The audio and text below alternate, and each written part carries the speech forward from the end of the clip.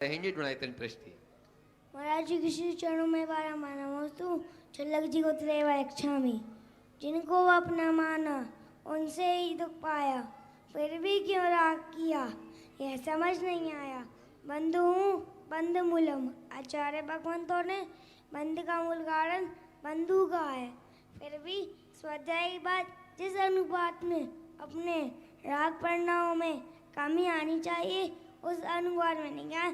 कृपया मार्गदर्शन करें साथी। 25-27 साल पहले मुनिवराज नगर राहतगढ़ में आए थे।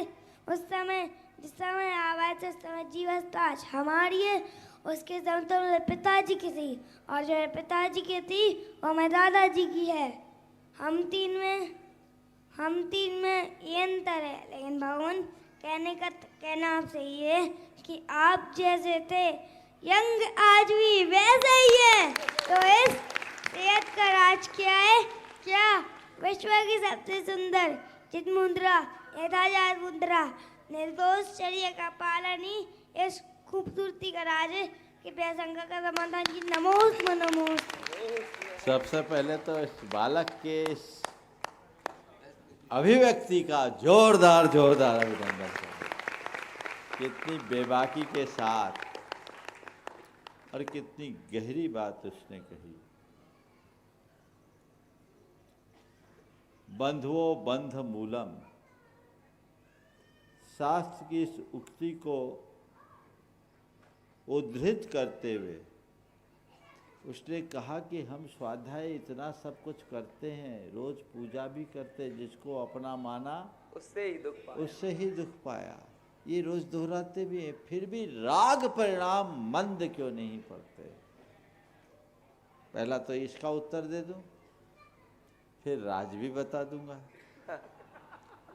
राग परिणाम मंद न होने का कारण केवल ये है कि हम जानते हैं, मानते नहीं हैं। हमारे अंदर के संस्कार ऐसे हैं कि जानने के बाद भी उन चीजों को मानने नहीं देता। जो लोग गुटखा खाते हैं, जो लोग सिगरेट पीते हैं, उनको ये पता है कि नहीं कि इसको खाने से कैंसर हो सकता है? उसमें भी लिखा रहता है कि नहीं लिखा रहता? अनपढ़ लोगों के लिए तो बिच्छू भी बना रहता है, उसके बाद भी खाते हैं। क्यों? आसक्ति के कारण, मोह के कारण। तो ऐसे ही मनुष्य के मन में जब आसक्ति का भाव प्रबल हो जाता है, मोहजन संस्कार हावी होते हैं, तो जानने के बाद भी वह उससे दूर नहीं हो पाता, बच नहीं पाता।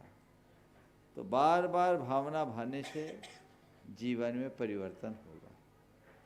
बहुत अच्छी बात कही कि जब हम 1995 में आए थे, तुम्हारे पिता बिल्कुल तुम्हारे ही जैसे होंगे, है ना? क्या नाम? टीनू नाम है ना? हाँ। और चंदू भाई तुम्हारे पापा की उम्र के ही होंगे। और तुमने कहा कि हम तीनों में और तुम्हारे दादाजी पापा की उम्र के बराबर।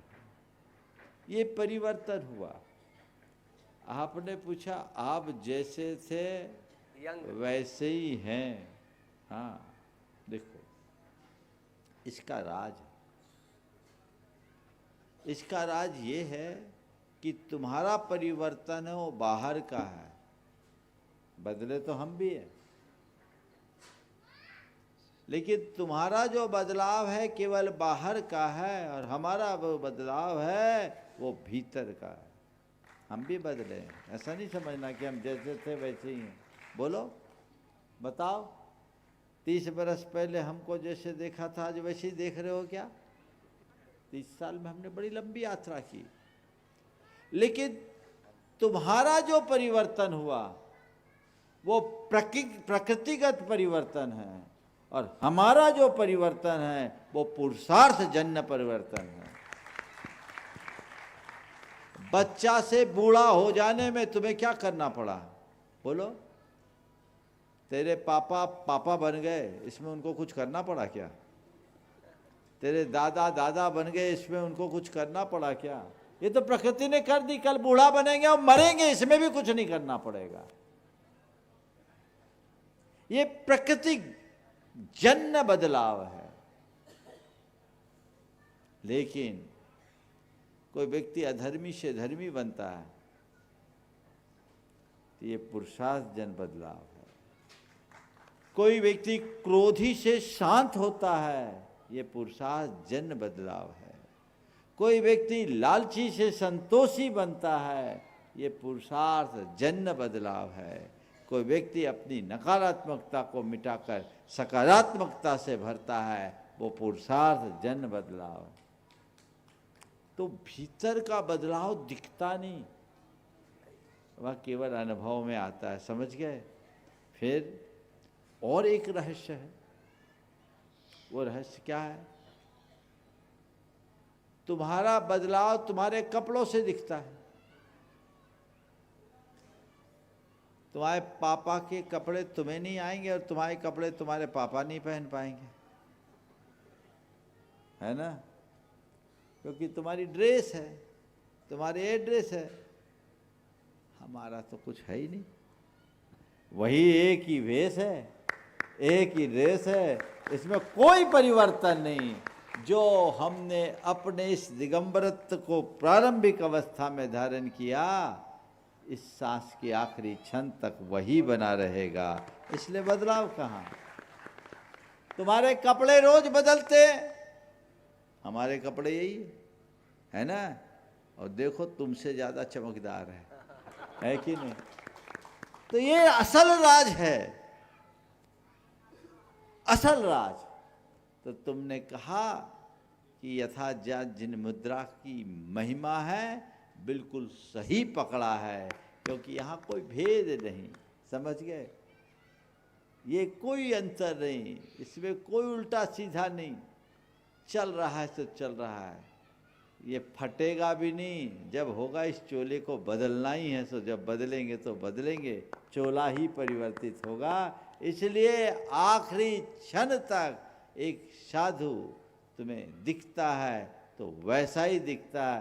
25 बरस बाद भी अगर कभी आए तो वैसे ही दिखेंगे। समझ गए? ऐसा मत सोचना कि अब 25 बरस बाद ही आएंगे, लेकिन कभी आए तो भी ऐसे ही दिखेंगे। समझ गए? चलिए, बहुत अच्छा। आपके नगर के गौरव और इस अनुष्ठान की प्रतिष्ठाचार्य भी बाल ब्रह्मचारी धीरज भैया, गुणायतन ट्रस्टी, उनका भी